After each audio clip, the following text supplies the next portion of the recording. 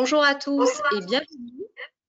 Je suis Véronique de Carlo de la CCI Lyon Métropole Saint-Étienne-Roanne et je suis ravie de vous accueillir aujourd'hui pour ce webinaire intitulé « Comment rebondir grâce au plan France Relance ?» décryptage des mesures pour en bénéficier et être accompagné par les bons relais territoriaux. Nous allons passer environ 45 minutes ensemble sur ce sujet. Vous êtes actuellement 150 participants. Nous allons donc attendre quelques instants avant de lancer le webinaire officiellement. En attendant, sachez que vos micros sont coupés et que vous pourrez à tout moment nous signaler des incidents techniques via le chat. Le support de présentation vous sera adressé et ce webinaire est enregistré. Il sera disponible en replay sur la chaîne YouTube de la CCI sous 48 heures. Ce webinaire est organisé par les partenaires de l'opération GoFab Usine du Futur, que je vais citer, le CETIM, l'IUMM Loire, l'École des Mines Lénine et la CCI. Cet événement devait se dérouler aujourd'hui pendant la Biennale du Manufacturing de Saint-Étienne, organisée à l'initiative de Saint-Étienne Métropole, et il a dû être reporté pour des raisons d'ordre sanitaire. Il se déroulera au mois de mai prochain. Son objectif est d'accompagner les entreprises industrielles dans leurs projets de transformation pour une industrie plus forte, plus compétitive, plus durable. Pour animer ce webinaire, je vais vous présenter nos participants. Tout d'abord, Vincent Moulin-Wright.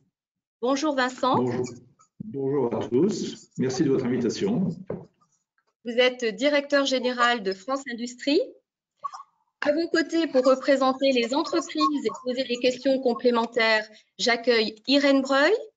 Bonjour Irène. Bonjour Véronique, bonjour à tous. Vous êtes présidente de la CCI à Saint-Étienne.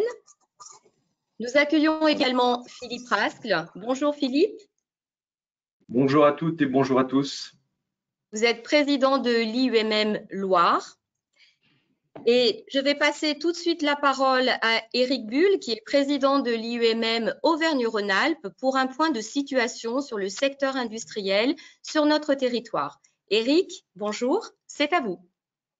Bonjour Véronique, bonjour à tous et merci pour cette initiative conjointe entre la Chambre de commerce et l'IUMM de la Loire. Deux mots sur l'industrie en Auvergne-Rhône-Alpes. Il s'agit de la première région industrielle de France qui comprend environ 500 000 emplois, dont à peu près la moitié sont dans la métallurgie et qui représente environ 80% de PME.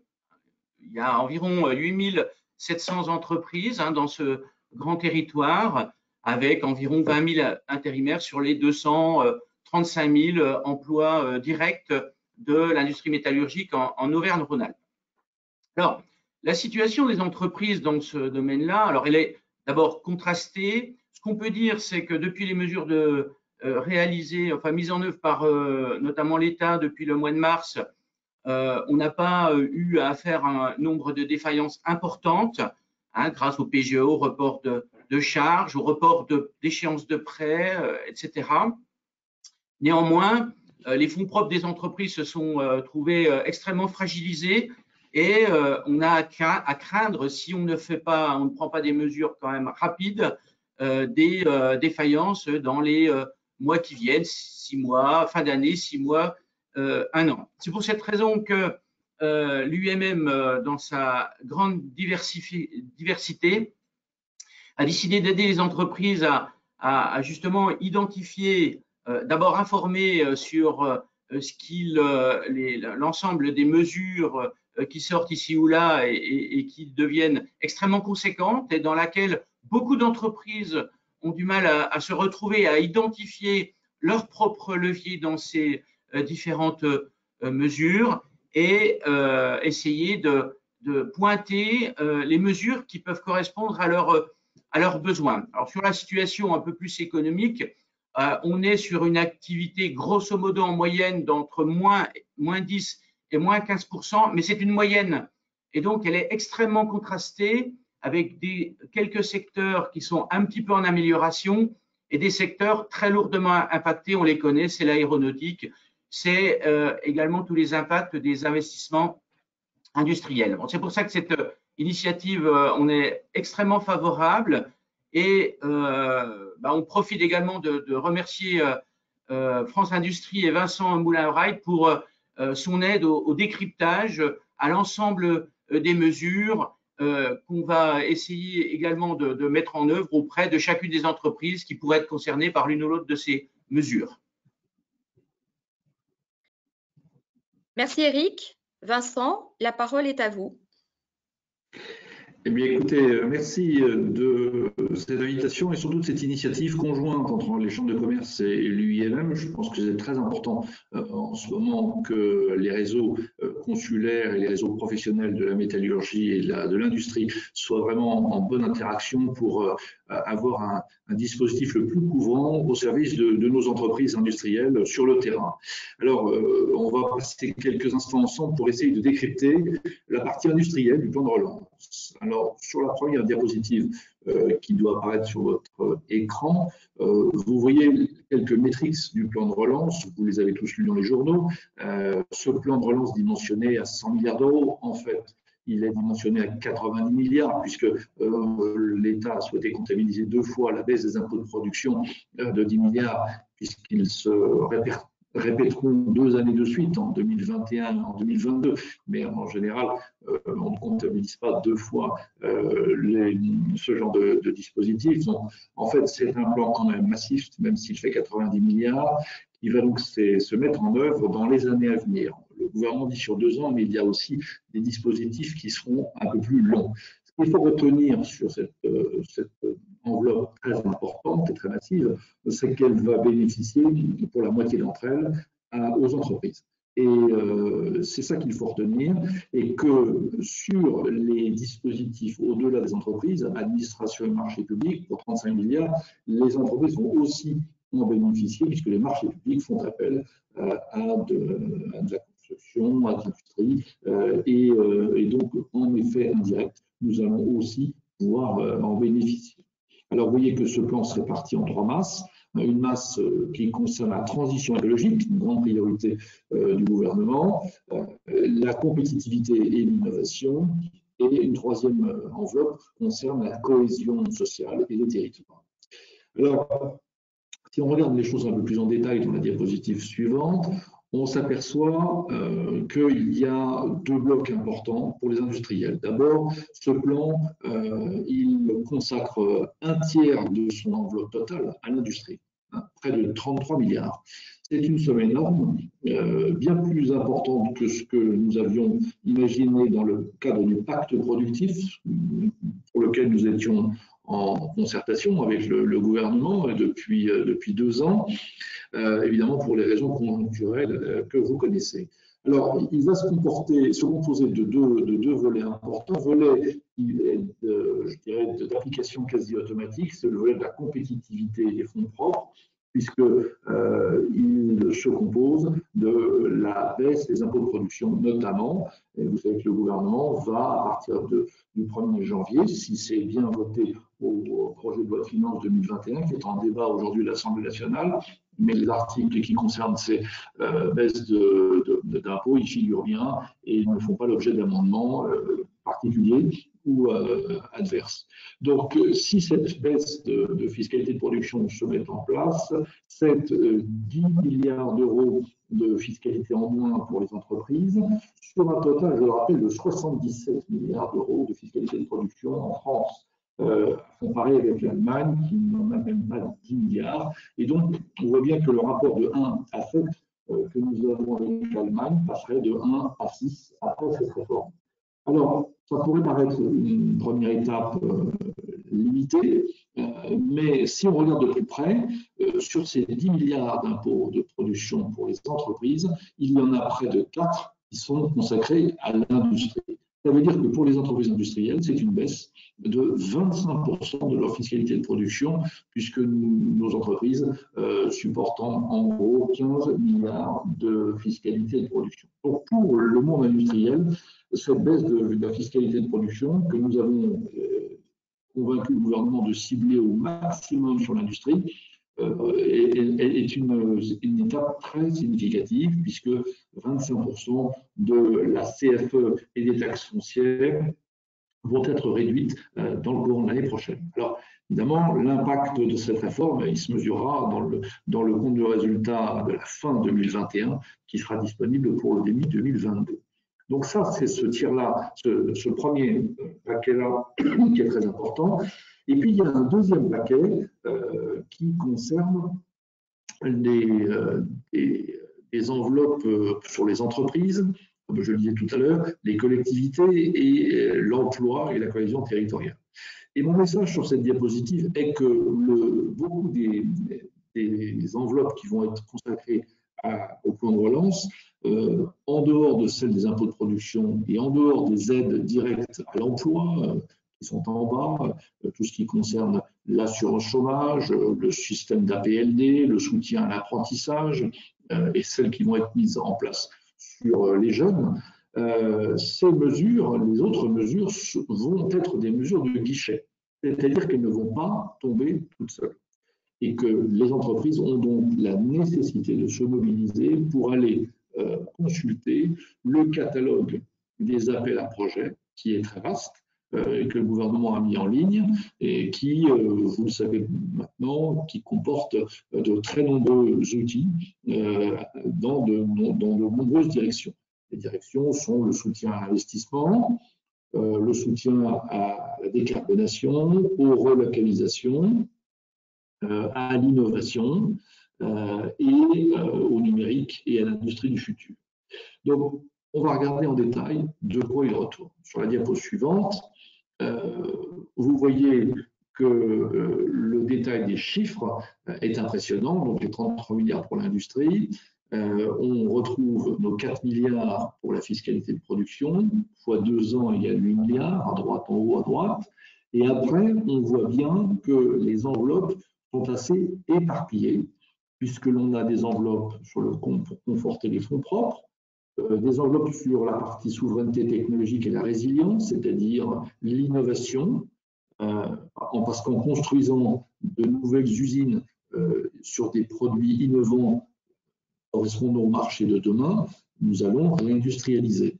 Ça, c'est un dispositif plutôt de moyen terme.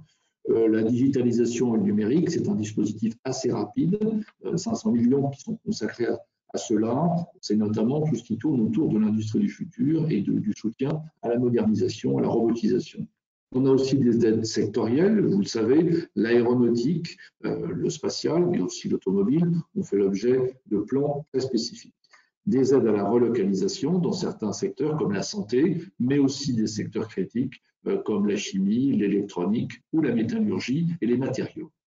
Une aide à l'exportation, et puis tout un ensemble d'aides à l'écologie avec la rénovation énergétique des bâtiments dont on pense que l'industrie bénéficiera d'un tiers de l'enveloppe par les matériaux que nous allons évidemment vendre pour la rénovation énergétique.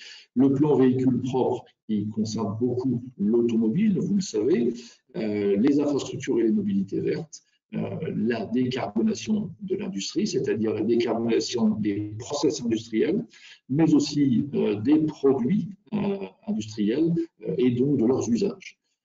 Et des dispositifs sur l'économie circulaire et aussi des dispositifs sur l'énergie et les technologies vertes, notamment, vous l'avez vu dans la presse, des aides sur le développement de l'hydrogène vert, et des aides sectorielles sur les secteurs aéronautiques et automobiles qu'on retrouve aussi en partie là. Donc voilà la décomposition de ce plan pour l'industrie.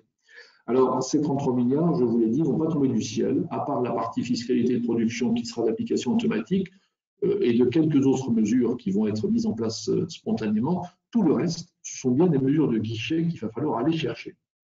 Alors sur la diapositive suivante, on va regarder un petit peu ensemble de quoi il s'agit. Donc, je ne reviens pas très longtemps sur la fiscalité de production. C'est une grande victoire pour les industriels. Nous attendions cela depuis facilement une dizaine d'années, puisque la dernière grande réforme fiscale pour l'industrie est celle de la taxe professionnelle, qui malheureusement en 10 ans a été reconstituée. Donc, c'est la baisse de cette fameuse CVAE et de cette taxe foncière sur tous les bâtiments industriels, qui va donc être fortement réduite, ainsi que la possibilité, et je vous le dis, au sein des communes, d'aller voir son maire pour négocier avec lui une baisse supplémentaire de CFE et de CVAE si la commune vote cela à l'occasion d'une extension de l'usine ou d'une implantation industrielle. C'est une mesure nouvelle qui est au PLF et qui devra être votée. Et si elle est votée, elle sera de votre responsabilité. Vous, chef d'entreprise, si vous avez une extension en 2021 ou 2022, il faut aller voir votre conseil municipal ou la communauté de communes pour obtenir un vote délibératif pour faire baisser ou réduire ou exonérer totalement de CFE et de CVAE votre entreprise ou votre projet, ce qui sera possible. Avant, ce n'était pas possible. Bon, il y a aussi des aides pour les fonds propres, on y reviendra. L'État va essayer, à travers BPI France, d'apporter des tickets pour conforter les fonds propres des PMI et des ETI françaises. Et puis, il va aussi mettre en place un dispositif de prêt participatif ou d'outils de finances subordonnées pour pouvoir améliorer les fonds propres des entreprises. Sur la diapositive suivante, vous avez le détail des soutiens verts en matière de décarbonation. On l'a dit, ce sont des soutiens à vos projets en matière d'efficacité énergétique, par exemple. Si vous changez une chaudière au fioul vers une chaudière biomasse ou une chaudière utilisant les combustibles solides de récupération. C'est aussi des aides sur le changement de procédé, l'électrification, la substitution d'un matériau très carboné par un matériau moins carboné ou par un matériau recyclé. C'est aussi le verdissement de ce qu'on appelle les utilities, c'est-à-dire l'utilisation d'une chaleur verte ou de matières énergétiques décarbonées. C'est la rénovation des bâtiments, on l'a dit, c'est aussi un ensemble de verdissement d'usage de nos produits industriels. Alors l'État essaye par ce biais-là de réduire les émissions de gaz à effet de serre.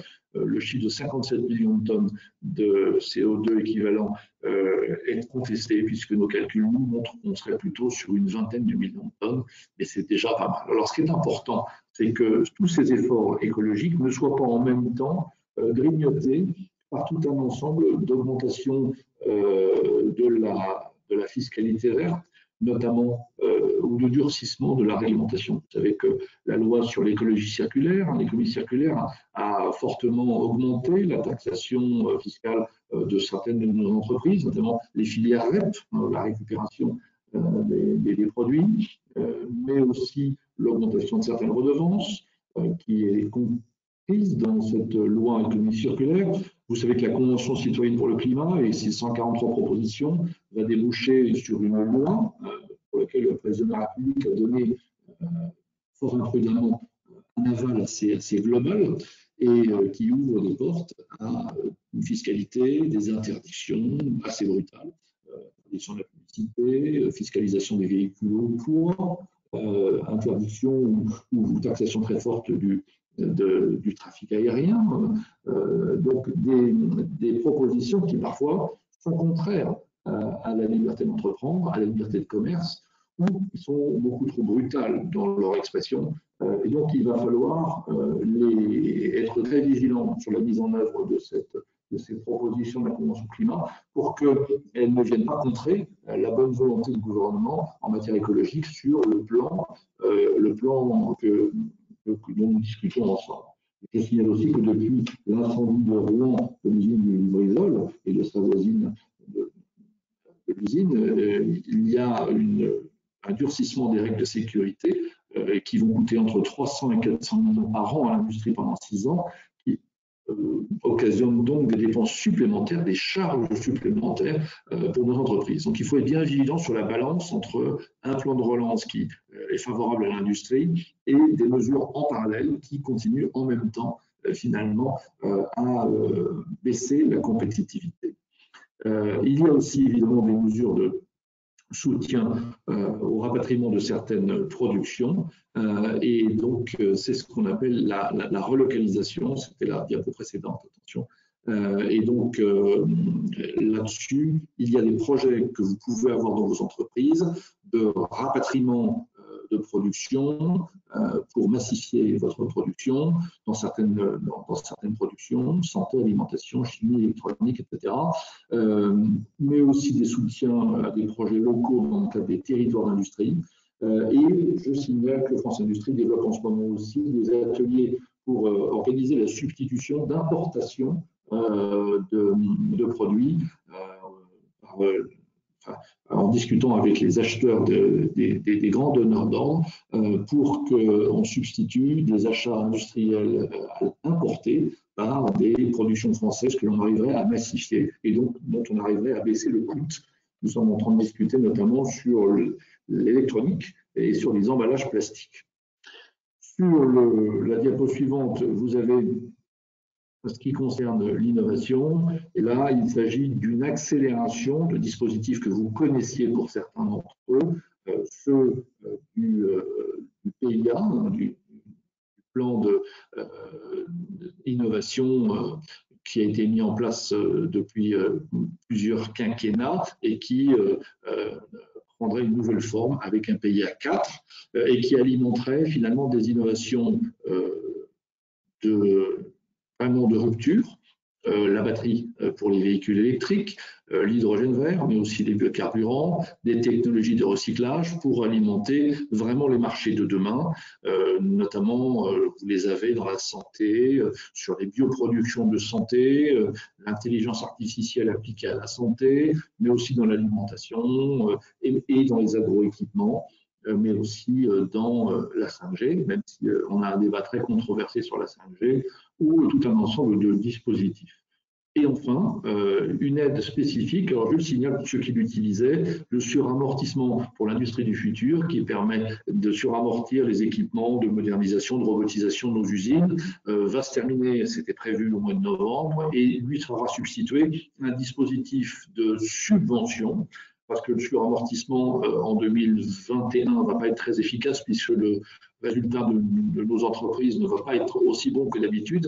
Et donc, suramortir sur un résultat pas terrible, ça n'a pas beaucoup d'effet. Donc, le gouvernement va substituer à cela une subvention de 10% pour les ETI et de 20% pour les PMI, pour toute une liste d'équipements, qui sont la liste d'équipements du suramortissement avec quelques extensions pour robotisation, etc.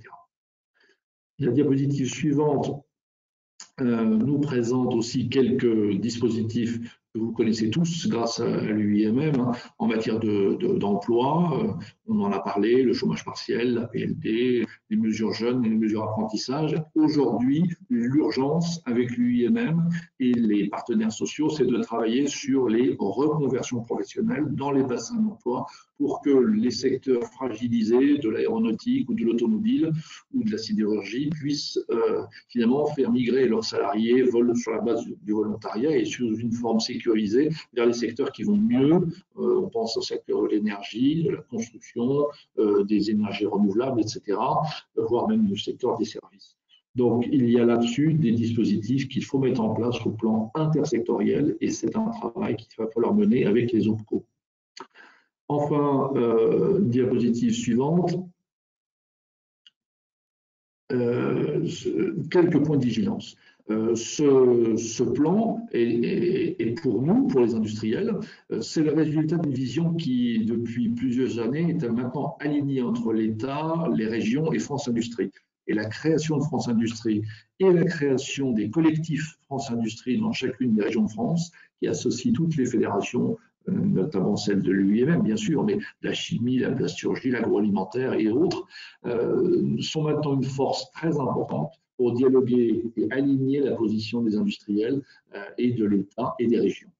Le plan de relance est un plan sur le développement de l'offre.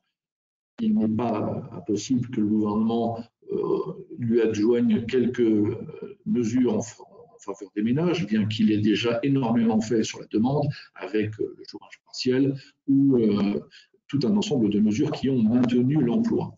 Maintenant, ce qui est très important, c'est la mobilisation des entreprises. Et vous le savez, que ce soit les CCI, avec la formidable initiative qu'ils soulèvent aujourd'hui auprès des 29 000 PME, ils contactent jour après jour. Nous sommes en contact avec CCI France pour faire un bilan hebdomadaire de ce travail titanesque, qui est d'ailleurs très bien perçu par les chefs d'entreprise.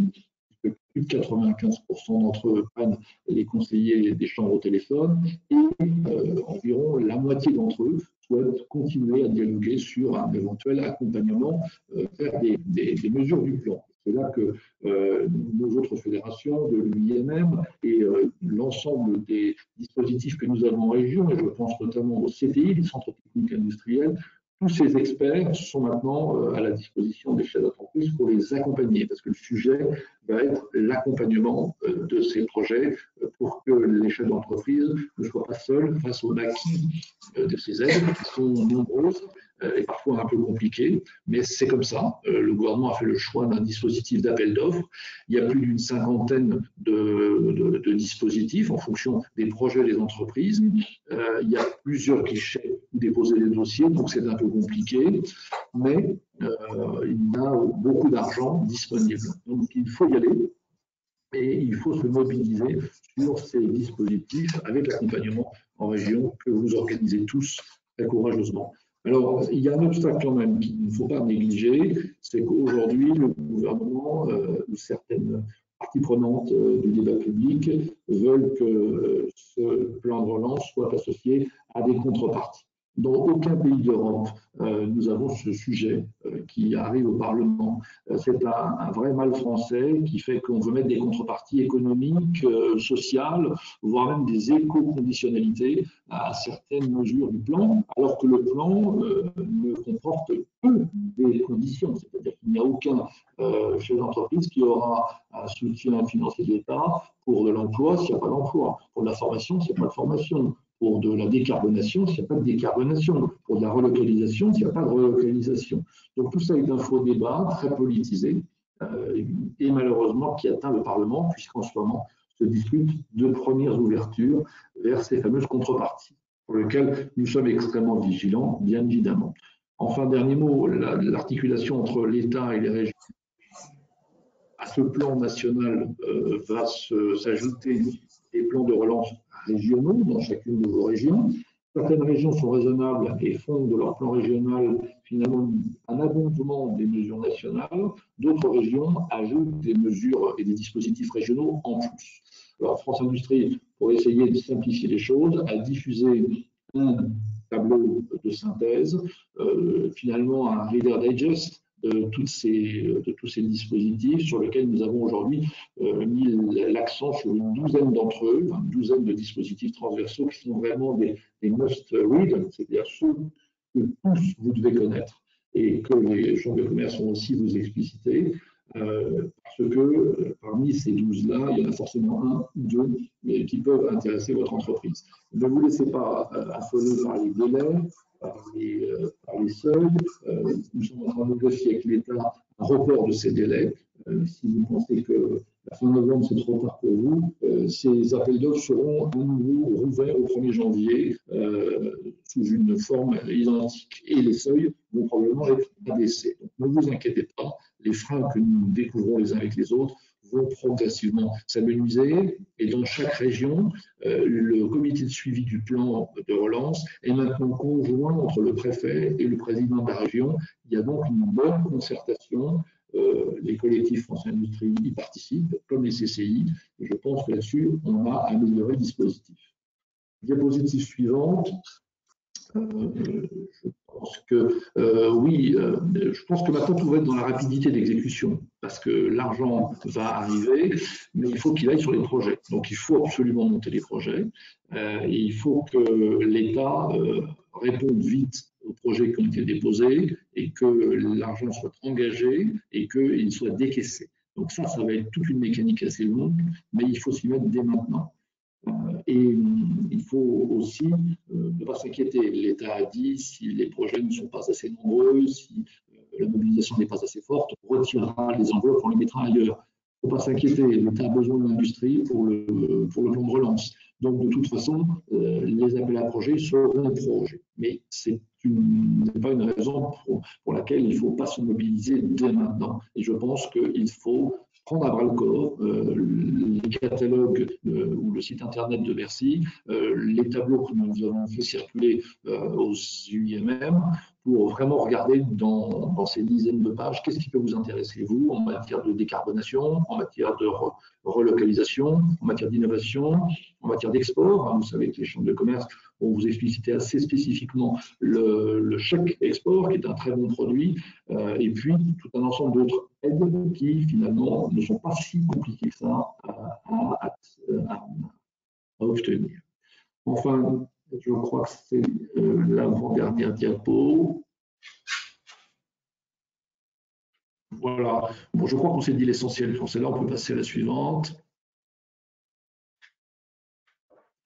Voilà, sur le plan du suivi de ce plan, vous avez la chance dans votre région, excusez-moi, dans les régions, l'État et les régions sont associés. Alors, je ne suis pas certain que dans la région Rhône-Alpes, Auvergne-Rhône-Alpes, Laurent Wauquiez ait encore donné son accord pour que il y ait une articulation parfaite entre l'État et les régions.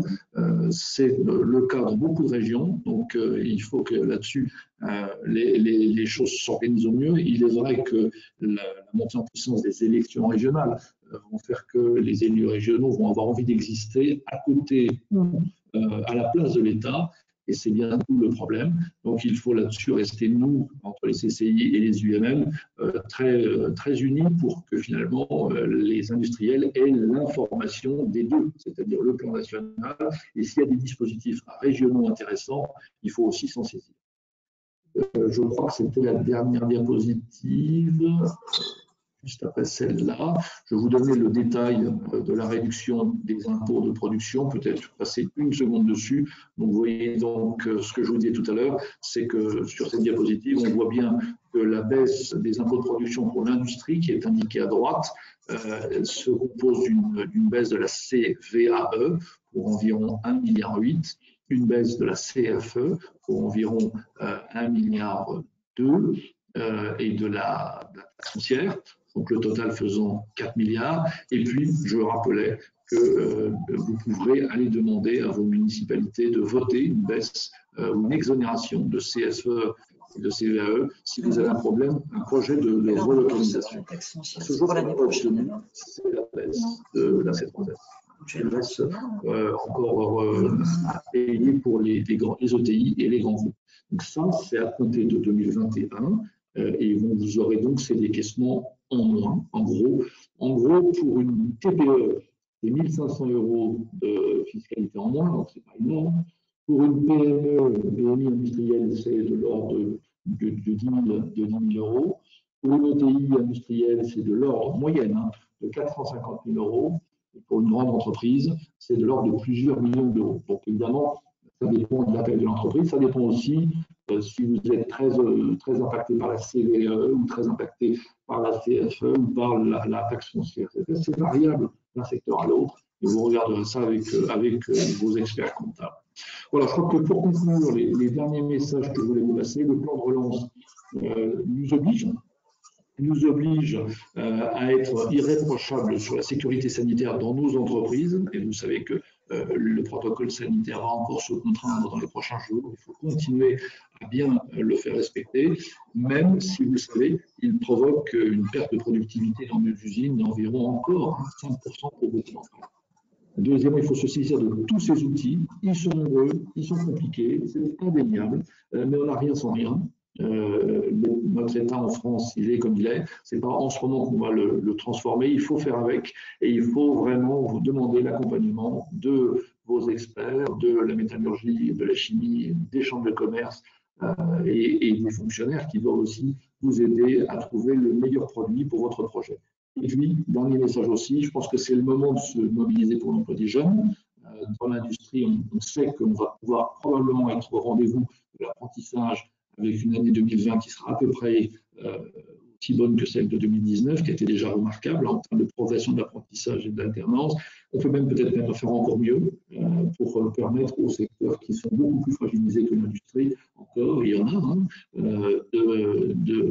finalement de compenser les grosses pertes d'apprentissage qu'ils vont avoir. Voilà, donc c'était le message que je voulais vous passer et vous dire au nom de Philippe Varin, président de France Industrie, et d'Alexandre Sobo, vice-président de France Industrie, que nous sommes tout à fait mobilisés à vos côtés pour que ce plan réussisse pour l'industrie. Merci beaucoup Vincent pour ces précisions, ces éclaircissements. Je vais passer la parole à Irène Brun, présidente de la CCI à Saint-Étienne, qui va vous poser quelques questions complémentaires au nom des entreprises participantes. Irène, c'est à vous. Merci. Bon, comme vous venez de l'expliquer, Monsieur Moulin-Wright, le ministère de l'Économie, des Finances et de la Relance a publié un guide rassemblant l'ensemble des mesures d'État mobilisables par les TPE, PME, PMI industriels et ETI industriels pour les soutenir dans la reprise de leur activité et préparer le PAC rebond. Guide que nous trouvons plutôt assez bien fait. Donc, pour aider les entreprises à se saisir de ces dispositifs de soutien et d'accompagnement, les comprendre, se les accaparer, ce n'est pas aussi simple que ça, les CCI se sont mobilisés en lançant une large campagne d'appels sortants à destination des chefs d'entreprise industrielles de France. Donc, ces entreprises, comme vous l'avez précisé, sont au nombre de 29 000 environ. Donc, depuis le 25 septembre, la CCI Lyon Métropole Saint-Étienne-Roanne a ainsi contacté 900 industriels, dont 500 dans la Loire. Donc, on est vraiment, la CCI est vraiment dans son rôle de porte d'entrée et reste à la disposition de tous les chefs d'entreprise pour vous orienter et vous accompagner. Voilà, ça c'est ce que je voulais dire au premier point. Maintenant, j'ai une première question, Vincent, à vous poser. Vous nous avez parlé de mécanismes de soutien à l'investissement. Ma question est, tous les projets d'investissement sont-ils éligibles? Par exemple, un projet immobilier est-il éligible? L'extension d'une usine? Et quels sont les critères d'appréciation pour savoir si un projet est éligible ou pas? Alors, l'investissement dans le cadre du plan de relance est multiforme. C'est-à-dire que la réponse à votre question est oui, bien sûr, une très grande partie des projets d'investissement que les industriels ont dans leur carton pour les 2-3 prochaines années à venir risquent d'être éligibles à un ou plusieurs dispositifs du plan. Donc, il faut bien serrer quel type d'investissement. Si c'est un investissement de décarbonation, donc un investissement vert, il faut aller dans la rubrique des dispositifs de décarbonation. Et d'ailleurs, ces investissements peuvent être aussi soutenus par des prêts verts de BPI ou de l'ADEME. Donc, il y a des investissements de décarbonation de la chaleur, tous ceux que j'ai évoqués tout à l'heure, avec un seuil d'entrée sur certains de ces investissements qui doivent être minimum de X centaines de millions de milliers d'euros, et c'est bien décrit dans les fiches de chacun des dispositifs. Il y a des investissements en termes de relocalisation, d'extension d'usines. Là, c'est plutôt le chapitre résilience, extension. Si ce sont des investissements en matière de R&D et d'innovation, c'est le chapitre ad hoc, innovation R&D qui est tout à fait fourni. Si ce sont des investissements en matière de modernisation du site industriel, de robotisation, de digitalisation, la remise à plat de la supply chain avec des dispositifs architecture numérique, par exemple, tout ce qui fait qu'on va vers l'industrie du futur, tout cela est éligible, évidemment, avec des modalités spécifiques dans le cadre de la subvention à l'industrie du futur.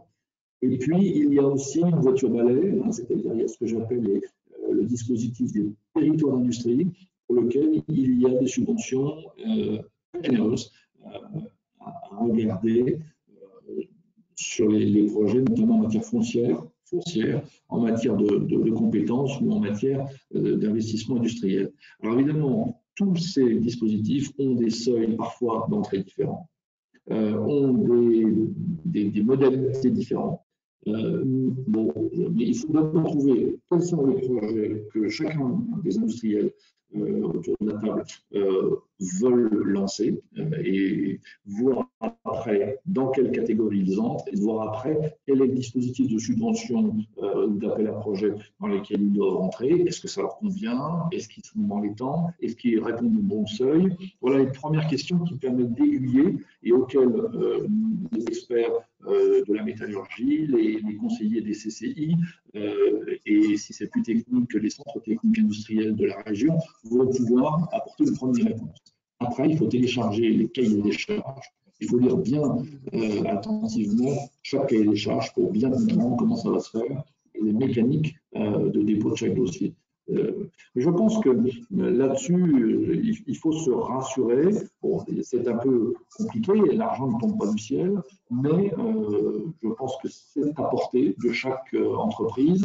Et s'ils ont des difficultés, je pense que nous sommes tous là pour les accompagner. Merci beaucoup. J'ai une deuxième question, si vous permettez. Les TPE et les PME de notre territoire sont pour beaucoup dans le secteur de la sous-traitance. Donc, elles sont un peu en bout de chaîne économique, on va dire. Hein. Et nous pensons que ce sont elles qui vont avoir le redémarrage le plus tardif, notamment en termes de trésorerie. Elles ont plutôt le sentiment de ne pas trouver leur place dans ce plan de relance. Comment les aider concrètement? Alors, d'abord, il faut dire que le plan de relance qui s'ouvre fait suite à un plan d'urgence et de reprise qui a été extrêmement conséquent et qui a beaucoup aidé notamment les PME et les TPE, que ce soit le PGE, que ce soit le décalage des charges sociales, parfois même l'exonération pour certains d'entre eux, que ce soit tout un ensemble de dispositifs sur le chômage partiel et maintenant la PLD, dispositifs qui sont quand même assez simples et qui ont été quasi automatiques et qui ont permis aujourd'hui, où on parle, aux entreprises françaises dans leur globalité d'avoir un excès de trésorerie par rapport à 2019 de 140 milliards. Pourquoi? Parce que tous ces PGE, toutes ces exonérations, tous ces décalages ont été mis en réserve. Alors, il regardait de plus près cet excès de trésorerie, qui d'ailleurs est un peu similaire à ce que les particuliers ont fait. Hein. On parle d'une mise sur les comptes les comptes en banque d'environ 85 milliards pour les ménages. Je pense qu'une partie importante de ces trésoreries excédentaires concerne les grandes entreprises et les entreprises de taille intermédiaire. Pour ce qui est des PMI et des TPE, aujourd'hui, on n'a pas la vision exacte de l'état de trésorerie. On sait que pour certains secteurs, notamment les sous-traitants de l'aéronautique et de l'automobile, elle est mauvaise et qu'on a des risques de faillite, évidemment. Donc, moi, je pense que le plan de relance, il est plutôt bien fait pour les PMI, les moyennes et les grosses PMI. Maintenant, quand on va être une petite PME, voire même une TPE, ça va peut-être être un peu plus difficile. Il faut être beaucoup plus sélectif sur les dispositifs. Et les dispositifs les plus simples pour ces petites entreprises, c'est probablement la subvention sur l'industrie du futur, qui est vraiment un dispositif simple et très vaste, hein, avec un taux de 20% de subvention. Tout ce qui tourne autour du chèque export s'ils sont exportateurs, par exemple, et des dispositifs de digitalisation, de verdissement, s'ils ont des projets dans ces domaines-là. Donc, il faut bien sérieux. La relance, c'est plutôt du moyen terme, et les mesures d'urgence spécifiques, elles ont déjà été édictées par le plan d'urgence. Et je rappelle que si ce sont des secteurs qui relèvent de l'automobile ou de l'aéronautique ou de la sidérurgie, ils font l'objet de plans spécifiques avec des appels à projets qui ont été extrêmement souscrits. Hein. Dans le domaine de l'automobile et de l'aéronautique, les appels d'offres sur le plan de sauvetage qui a été mis en place au mois de mai-juin ont vu 1500 dossiers d'entreprises dans lesquels il y a beaucoup de TPE et de PME, de la sous-traitance. Donc là-dessus, on sait qu'il y a eu une grosse consommation, une grosse mobilisation. On peut continuer. Ces appels d'offres, appels à projets ne sont pas fermés. C'est le fonds FMEA pour l'automobile, c'est le fonds spécifique de l'aéronautique. Le GIFAS et l'automobile, et le CCFA et la FIEV sont évidemment très actifs pour faire connaître ces ces outils spécifiques. Donc, sur les secteurs très fragilisés de la sous-traitance, il y a des dispositifs spécifiques qui datent d'ailleurs plutôt de la partie reprise et urgence que de la partie relance. Très bien, merci. Merci beaucoup, c'est clair. Et enfin, une dernière question très rapide. Tous les dispositifs sont-ils opérationnels actuellement et des évolutions sont-elles à prévoir? Oui, alors dans le tableau dont je parlais, le tableau que France Industrie a fait, nous avons listé 12 dispositifs transversaux et 18 dispositifs sectoriels. Le tableau que l'on a diffusé montre bien que 95% de ceux qu'on a notés sont opérationnels avec des appels à projets ouverts et des plateformes informatiques, que ce soit celles de l'ADEME, de BPI, de la DGE ou des directs, sont ouvertes et opérationnelles. Il y a même depuis quelques jours un portail unique que le gouvernement a lancé pour simplifier les choses. En revanche, par exemple, la subvention sur l'industrie du futur dont je parlais n'est pas encore opérationnelle puisqu'on attend un dernier arrêté ministériel qui devrait arriver cette semaine ou la semaine prochaine. Donc, pour l'instant, le suramortissement est toujours disponible jusqu'à la fin novembre. On peut le faire sur l'exercice 2019-2020. Il sera remplacé par le dispositif de subvention, mais je pense que le guichet est déjà ouvert. On peut déjà déposer des dossiers, même si la circulaire ou l'arrêté ministériel n'est pas totalement pris. On sait comment ça fonctionne et on peut déposer le dossier. Donc oui, et alors une dernière chose, chaque semaine, il y a de nouveaux appels à projets, on dira les derniers appels à projets qui devaient s'ouvrir, qui s'ouvrent. On en a eu 3 nouveaux la semaine dernière et donc on va diffuser une V2, une version 2 du tableau que nous avons fait chez France Industrie. Il y a probablement encore 1 ou 2 appels à projets qui devraient s'ouvrir. Par exemple, l'appel à projet sur la chaleur décarbonée à partir de combustibles solides de récupération n'est pas encore sorti, il devrait sortir incessamment. Voilà. Et en parallèle, nous négocions avec le gouvernement la mise en place d'assouplissement et de simplification. On en a identifié pas mal, hein, grâce aux remontées de terrain. Je pense que les chambres de commerce aussi, les MEDEF territoriaux aussi font remonter pas mal de récriminations. Je pense que pour être concret, s'il y a des freins que vous avez, que vous constatez, ou des problèmes de seuil, des problèmes d'inadéquation entre votre projet et le dispositif, des problèmes de lourdeur, des problèmes de guichet qui ne répondent pas, il faut vraiment remonter à travers le réseau, soit consulaire, soit les métallurgies, soit autres, ou du MEDEF, tous les problèmes que vous rencontrez, mais en étant précis sur le descriptif exact du problème. Parce que si vous remontez, et je le dis à tous les auditeurs, des récriminations du style c'est trop compliqué, on ne va pas y arriver, on ne répond pas, c'est trop vague. Et je pense qu'il faut rester très positif. On a là devant nous un dispositif très généreux de nombreux milliards d'euros pour l'industrie. C'est historique, donc il faut y aller, se retrousser les manches. Si on tombe sur des problèmes, il faut bien les décrire à vos interlocuteurs des chambres, de l'UIMM et de vos fédérations, qui nous les montreront instantanément. On a mis en place un dispositif instantané et toutes les semaines, nous voyons Agnès Pannier-Runacher et Bruno Le Maire.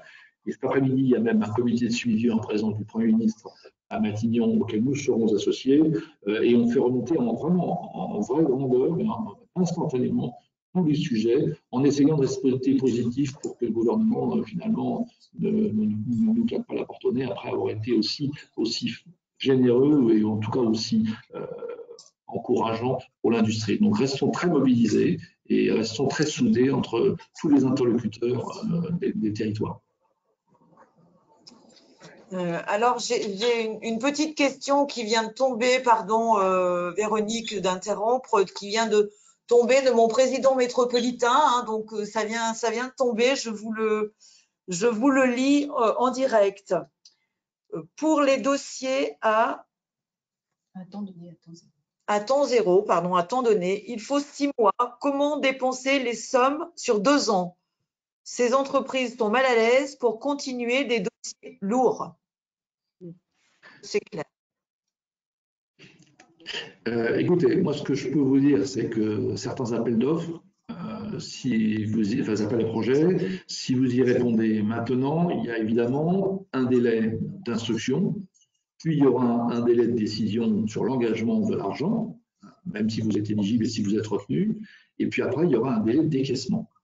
Moi, si je prends par exemple le grand projet, le PIA, entre le moment où il a été voté 57 milliards d'euros, le moment où ils ont été engagés, il a fallu, au bout de 2 ans, ces 57 milliards d'euros qui avaient été décrétés en 2010, il a fallu attendre 2 ou 3 ans pour que 30 milliards d'euros sur les 57 soient engagés. Il a fallu attendre 7 ans pour qu'on ait seulement 20 milliards d'euros décaissés. Donc évidemment, ce qu'on dit au Premier ministre, c'est que si dans le cadre du plan de relance, on a la même cinétique allant entre le moment où vous déposez votre dossier, le moment où on vous répond, le moment où vous avez l'avis favorable, le moment où le gouvernement vous le fait savoir, puis le moment où il va décaisser l'argent, on peut mourir guéri.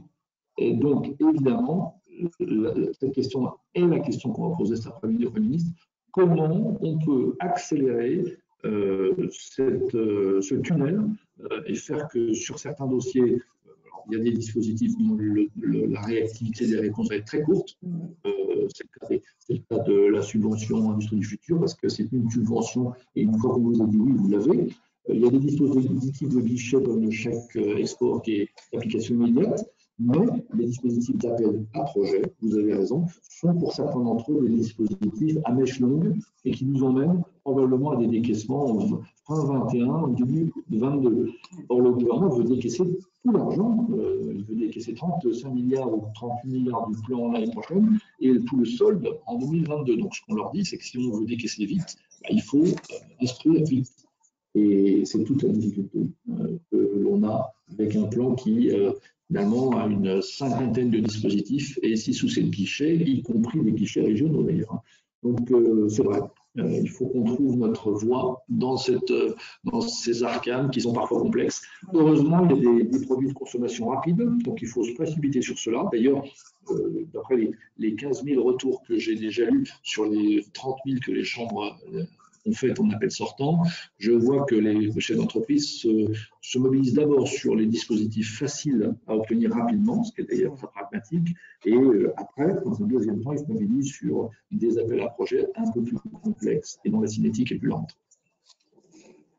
Très bien. Très bien. Merci beaucoup. Merci beaucoup. Je vais donner la parole à Philippe Rasque pour quelques questions complémentaires. Philippe. Oui, merci. Ce que je voulais dire déjà, c'est que la partie baisse des impôts de productivité est plutôt une très bonne nouvelle puisque c'est une mesure qui est très égalitaire, qui ne nécessite aucune énergie pour les entreprises puisqu'elle va bénéficier à tout le monde. Et je déplore, comme les organisations patronales, qu'il ait fallu attendre la crise du Covid pour qu'on se préoccupe enfin de la compétitivité industrielle des entreprises. Vous l'avez rappelé, on reste à des niveaux qui sont extrêmement élevés de taxation de la production industrielle par rapport à l'Allemagne. Donc, reste encore beaucoup à faire, mais je dirais que c'est un premier pas et c'est un premier pas, encore une fois, qui touche toutes les entreprises du secteur industriel. Donc, ça, c'est plutôt une très bonne mesure.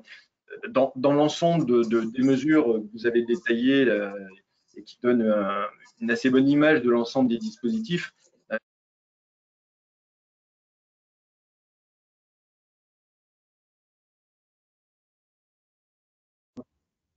oui, je crois qu'il faut aujourd'hui distinguer deux types de mesures parce qu'il y a un effet de temporalité qui est fondamental. Aujourd'hui, les entreprises ont besoin de deux choses.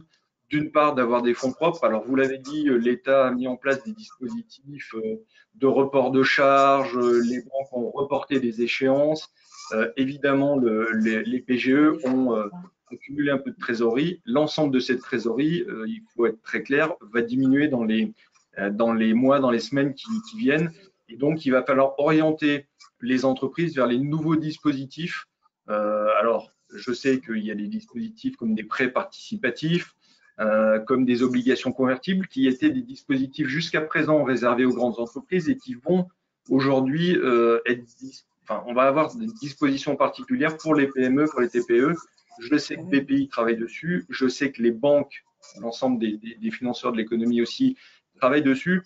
et on va pouvoir proposer aux TPE et aux PME rapidement d'avoir de l'argent. Aujourd'hui, on a des situations de carnet de commandes qui sont extrêmement faibles. Donc, la préoccupation, une des entreprises, c'est le nerf de la guerre, c'est d'avoir de l'argent, c'est d'avoir du cash.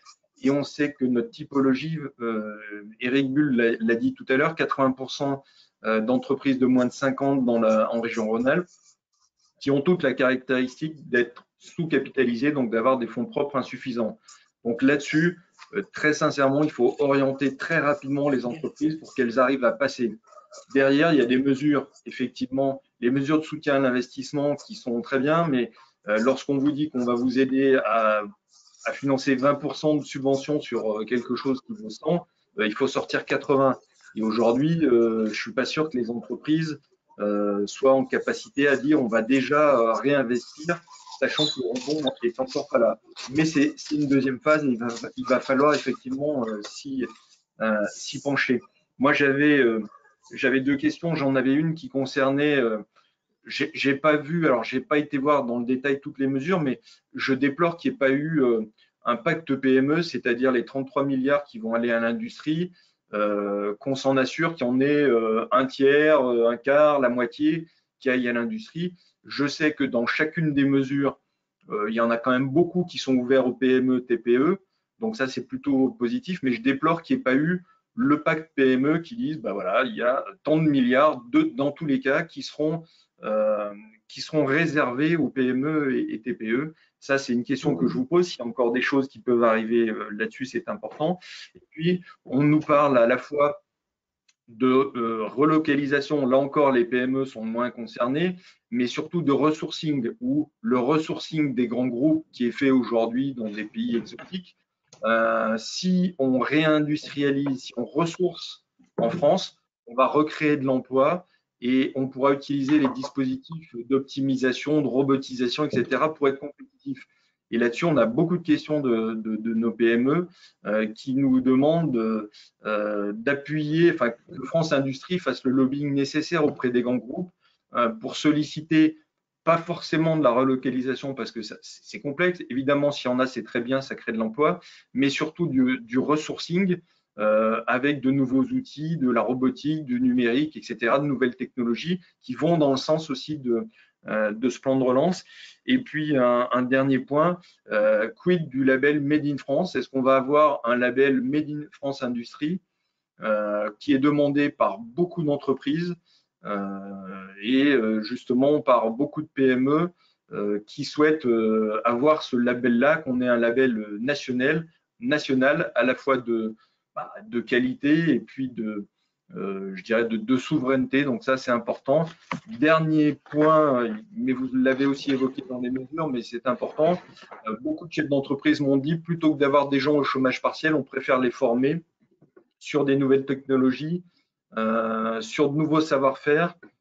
Donc là-dessus, il faut qu'on insiste auprès de l'État, il faut que vous insistiez auprès de l'État pour qu'on puisse avoir de l'argent. Alors, vous avez dit via les OPCO, mais c'est important pour qu'on puisse derrière avoir des gens qui soient formés et plutôt que de les avoir en chômage partiel aujourd'hui chez eux, de pouvoir les mettre dans des conditions de formation et de travail, je dirais, productif pour préparer l'avenir. Donc, il y a plusieurs questions. J'ai synthétisé un petit peu tout ce que je voulais vous dire.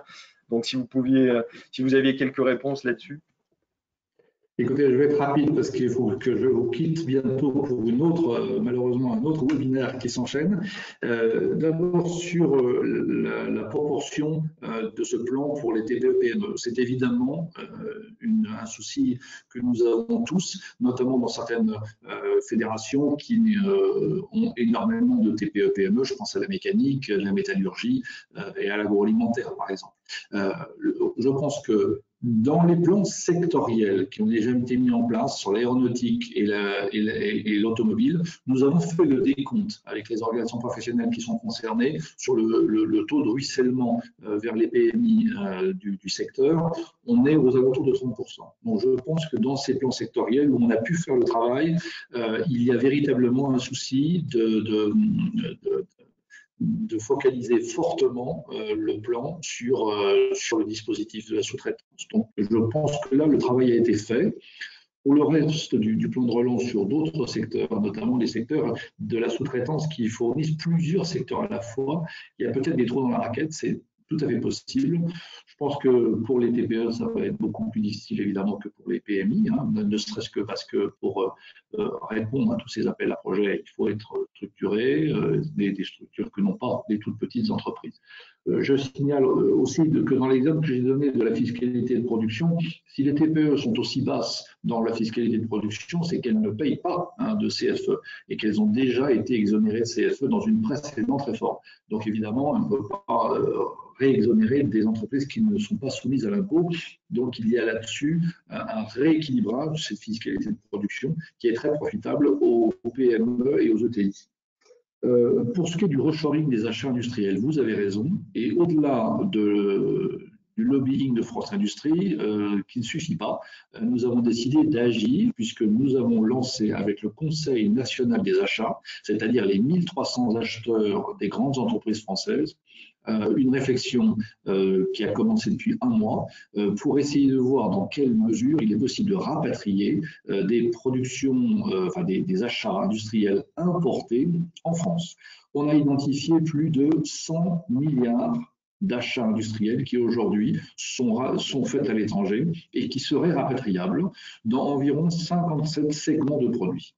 Et donc sur ces 100 milliards, 57 segments, nous avons commencé à lancer 2 ateliers vraiment très opérationnels sur 4 segments de l'électronique, sur 4 segments des emballages plastiques. Donc ça concerne l'industrie électronique, c'est-à-dire les industries du numérique, mais aussi l'automobile, l'aéronautique, tous les consommateurs d'électronique finalement. Et pour l'emballage plastique, ça concerne d'abord l'agroalimentaire et notamment les cosmétiques et les parfums qui sont des très très gros consommateurs d'emballage.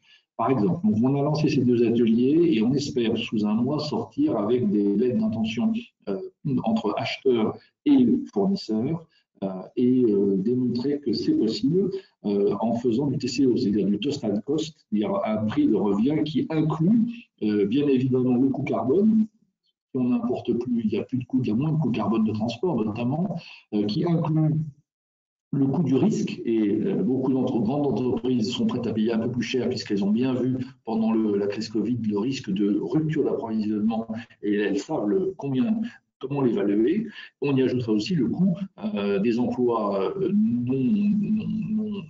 non mis à risque en France. Donc si on arrive à faire ce coût total-là, il est possible qu'avec la massification qui résulterait sur ces produits, on soit capable, si on a encore les lignes de production en France, de massifier les achats et donc de baisser le coût de revient et de permettre aux acheteurs d'augmenter leur prix d'achat. C'est ça notre objectif. On l'a lancé sur 2 secteurs. On veut aussi le lancer dans la mécanique, on veut le lancer dans l'agroalimentaire et peut-être dans la chimie. Donc voilà, pour vraiment être très pragmatique sur votre question. Enfin, sur le label Made in France, vous savez, un label Made in France n'a aucun sens si les consommateurs ne le payent pas plus cher. Le label rouge que vous avez sur certains produits alimentaires, il est associé, comme le label AOC sur les vins, il est associé à une qualité supérieure et donc à un prix supérieur. Si le label Made in France est associé n'est pas associé à un prix supérieur, il n'y aura pas beaucoup d'efficacité. Donc, plutôt qu'attendre un label de l'État Made in France qui ne nous apportera peut-être pas grand-chose, je pense qu'on devrait plutôt réfléchir à ce qui a été fait, vous savez peut-être quand vous faites vos courses, lorsque vous achetez un produit alimentaire, il y a une application numérique qui s'appelle Yuka qui vous dit si le contenu de ce produit pour votre santé est bon, moyen ou pas bon. Eh bien, je pense que si on était capable, et on va en discuter avec la métallurgie, d'inventer une application numérique qui ferait que 4 produits grand public issus de l'industrie, on serait capable, à première lecture, de voir si c'est un produit d'importation ou si c'est un produit made in France, et à quel est son pourcentage d'ouvraison en France. C'est un travail titanesque, il faut reconnaître. Ça ferait peut-être réfléchir le consommateur qui se dirait, bah oui, tiens, il est pas made in France, ou il est peu made in France, ou il est totalement importé, et peut-être il évoluerait dans son comportement d'achat. Enfin, pour ce qui est de la mise en formation des salariés pendant les périodes de chômage partiel, vous avez tout à fait raison.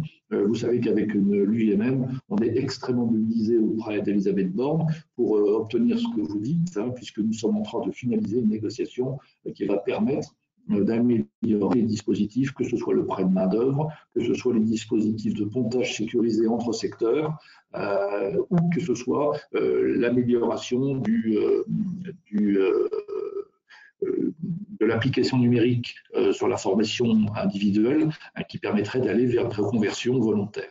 Donc là-dessus, on est à la manœuvre et il y a des progrès importants qui sont faits puisque le gouvernement est d'accord pour mobiliser les fonds du FNE, notamment sur cela. Donc, j'ai bon espoir que ça se mette en place rapidement. Et je crois que de ce côté-là, on peut saluer le travail de la métallurgie qui a été exemplaire hein, sur l'ensemble de l'agenda social, du plan d'urgence et du plan de relance. Merci à tous. Nous arrivons au terme de ce webinaire. Merci pour ces éclaircissements. Merci aux participants d'avoir été au rendez-vous. Je vous rappelle que vous recevrez le support de présentation. Et nous vous demandons encore quelques minutes, 2 minutes, pour répondre au questionnaire de satisfaction que vous allez recevoir. Votre appréciation est très importante pour nous. Vous pourrez également nous indiquer si vous souhaitez des précisions complémentaires sur le plan de relance, si vous souhaitez également être accompagné pour tous vos projets de modernisation avec l'ensemble des partenaires présents ce matin pour ce webinaire, la CCI, l'IUMM notamment. Merci, Monsieur Wright. Merci à tous nos intervenants. Très bonne journée à tous. À bientôt. Merci. Merci à vous. À bientôt. Et vive l'industrie. Merci, au revoir à tous. Merci beaucoup. Au revoir.